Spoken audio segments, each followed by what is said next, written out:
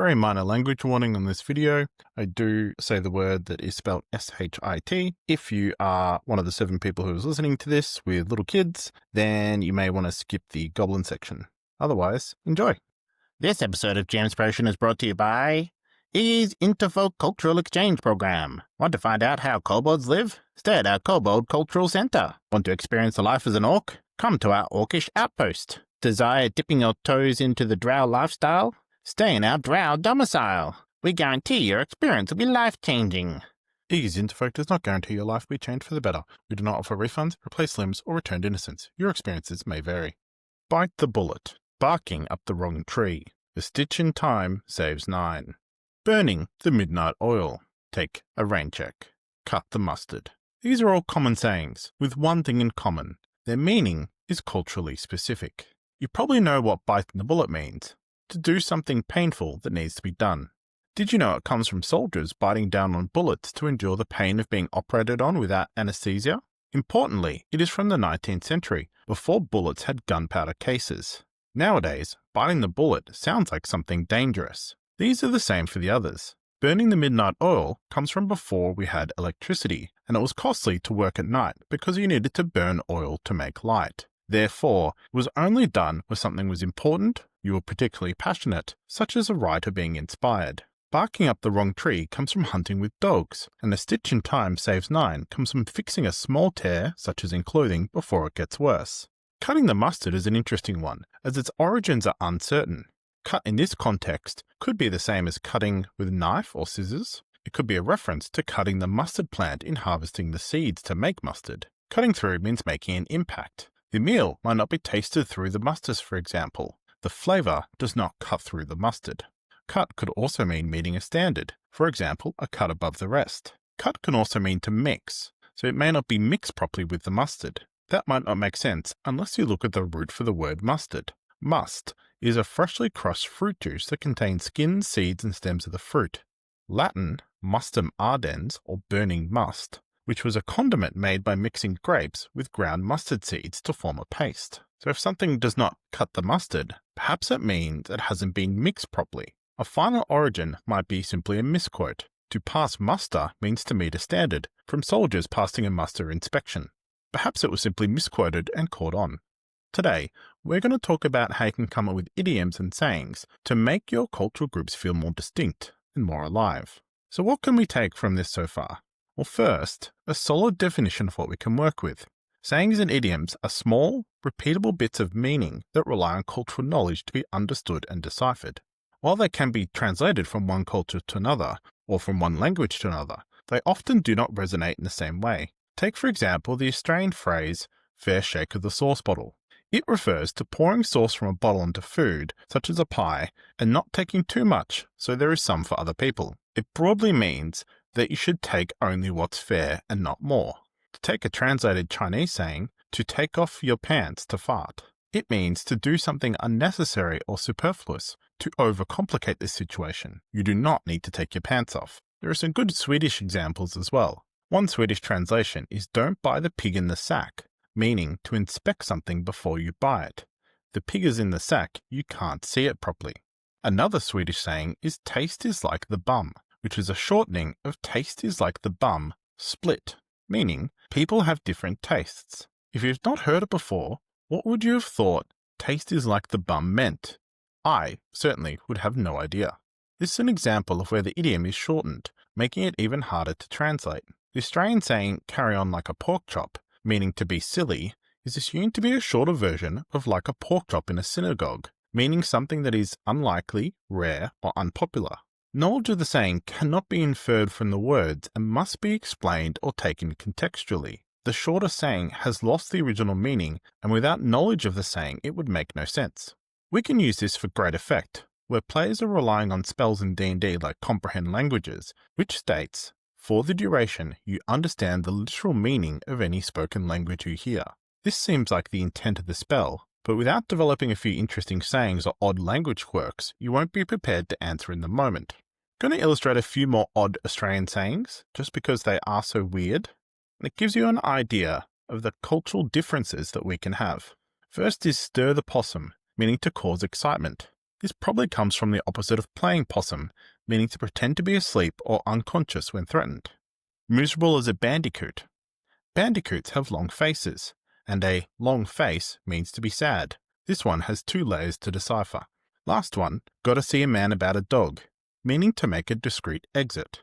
Often used when going to the toilet, going to buy alcohol, or generally to obfuscate what you're going to do. So let's make a few sayings for different fantasy races. Obviously culture plays a large part, so I'm going to stick to traditional fantasy settings for these races. Dwarves are miners, work in the forge and take pride in smithing. Elves live in forests, are close to nature, and light on their feet, and they observe the passing of the seasons. Goblins live in shadows, under cities and sewers, and are generally crafty. So starting with dwarves, first saying is a mine collapse without any beer. This one means to have something bad happen when something else bad is already happening. Basically, there is a mine collapse, which is bad, and the run out of beer, also bad. Next one is lost your pickaxe, to make a very bad mistake. For a miner, losing their pickaxe would be to lose their most important tool. Next, a forge without any coal, to have no direction in life or to go crazy. Similar to the sayings like the car's running and no one's driving, or the lights are on but no one's home. Striking the anvil, to take a second to consider what you're going to do without breaking momentum. Smiths will often do this as it's easier than stopping hammering. They strike the anvil, allowing it to bounce up before striking again. This allows them to continue striking quickly. If you listen or hear the sound of smithing, it is the second or smaller ding you hear when a smith is working metal. Struck gas, to have something terrible occur, generally by accident or bad luck. Striking a pocket of gas when mining can be deadly. This could be applied to all sorts of situations. Lost at cards because the other guy was extremely lucky? Struck gas. Did your Minecraft hit a rock on the tracks? Struck gas. Next is eating the ends. This one means to do something dangerous despite the warnings. This one is a shortening of eating the ends of the pastry, and it comes from a real-world example. The Cornish pastry's crimple was so that miners could hold it with their bare hands without getting covered in soot. This was especially important for metals that are accompanied by dangerous elements such as tin and arsenic. To eat the ends means that someone eats the ends of the pastry even though it was designed not to be eaten and keep them safe. Next, drinking week-old beer, or just drinking week-old. Taking a leaf out of some of the other examples, this one is a shortening of drinking beer after only being fermented for a week. Upon first hearing it, it sounds like you're drinking stale beer, but what it actually means is because beer generally takes 2 weeks to ferment, and dwarves will likely attempt to fortify their beer for longer, drinking a week-old beer means to be impatient and getting bad results. Even more, week-old could mean weak, lacking substance or strength. To flip it around, we have drinking month-old, a reverse of the previous one. This one means to wait and get better results. There may have been dwarven beers around being called month-old, signifying significantly higher fermentation periods and thus stronger alcohol. So as an example of how this might sound in character, we'll turn your week-old cubs into month-old in no time. All of these sayings use concepts of mining, smithing, and drinking alcohol, cornerstones of the fantasy dwarven archetype. Moving on to elves, dwarf-footed or walk like a dwarf, meaning to be heavy-footed and loud. A bit of elf versus dwarf rivalry here, also applied to any sort of uncouth or impolite behavior. You might say to someone who was rude at a party that they were acting dwarf-footed. Next, we have busy bee. This one is a real saying, being shortening of busy as a bee, meaning someone who works hard and keeps active, generally a good thing.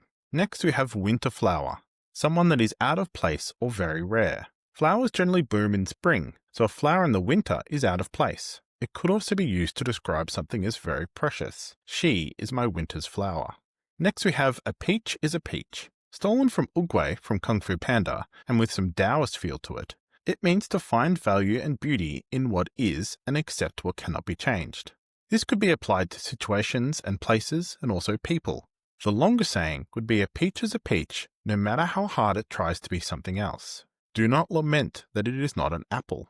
Next, a caterpillar in autumn. Someone who is lagging behind, slow, or has not yet met their potential. Butterflies are generally dormant in winter. A caterpillar in autumn should be in its chrysalis stage at the very least in order to become a butterfly before winter.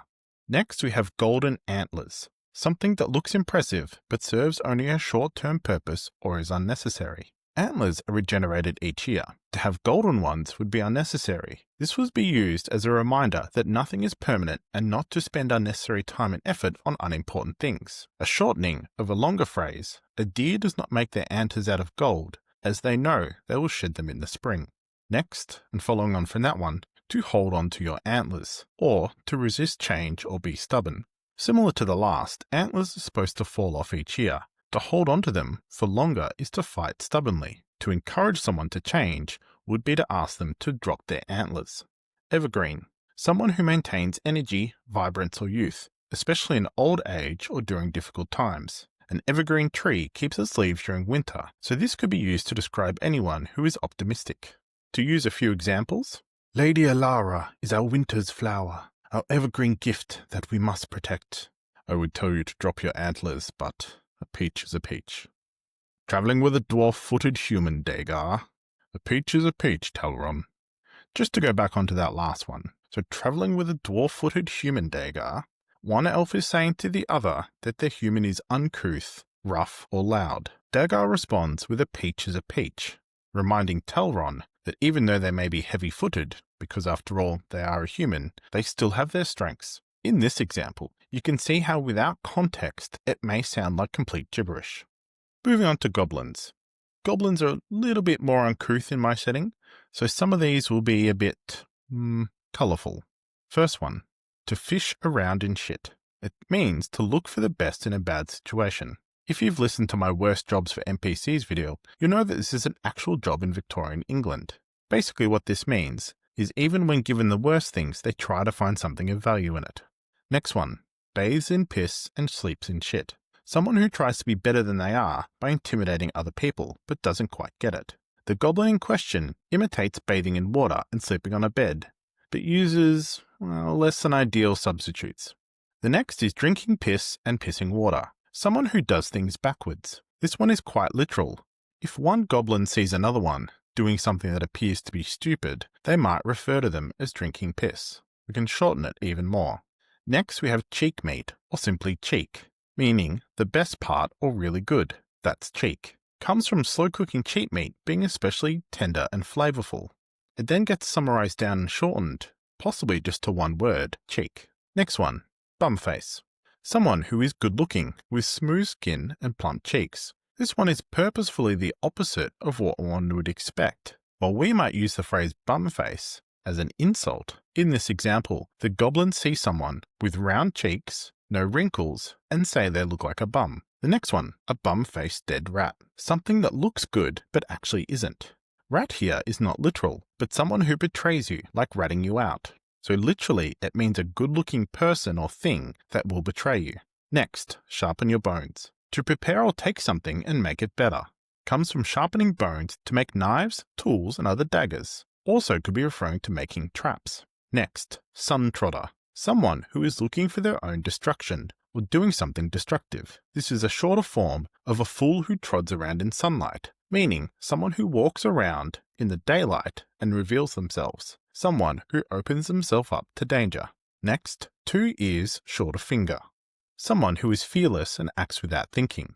Comes from goblins cutting off parts of other goblins' ears as punishment. The goblin in question has lost both their ears and part of their finger. In this example, it's been changed slightly, from someone who keeps getting in trouble and breaking the law, to a goblin who is fearless and faces danger. Wearing a fancy hat. A goblin pretending to be a human or adventurer, or generally pretending to be something they are not. This could also mean that they have forgotten how to be a goblin, from the habit of civilized goblins wearing human clothes. Next we have a painted gnome, a shortening of a green painted gnome pretending to be a goblin. This refers to a goblin that does not act like a goblin. This is an insult, basically saying that they don't have what it takes to be a real goblin. This is different from wearing a fancy hat, as that is someone who is attempting to be something other than they are. You could combine a few of these. A good-looking goblin adventurer who acts civilized would be a bum-faced, green-painted gnome wearing a fancy hat. Here's a couple of other examples. What? You're wearing a fancy hat now, Snot? Ah, cheek! That bum-faced gob girl winked at me. Feckin' sun trotter. He thinks he's wearing a hat, but he's bathing in piss. Don't stare at Brisket. He's 2 ears short a finger. Swear it true. You can drink piss and piss water. Move your ass, I'll do it. Sharpen your bones, or you're nothing more than a green painting gnome. Idioms are culturally specific and may be difficult for the people saying them to explain why they mean what they mean. They may be able to explain what it means, but not how it's come to mean that. Similar to how we don't know where the phrase cut the mustard comes from. So what sort of sayings and idioms exist in your world? Do gnomes have particular sayings? Perhaps they simply switch terms around. Gnomes living with taller races might say being short with someone means understanding and seeing eye to eye. Take a think about what sort of weird things your players may come across as they explore different cultures. So thanks for listening to this episode of GMspiration. We're not here to put shoes on caterpillars. And remember to have fun.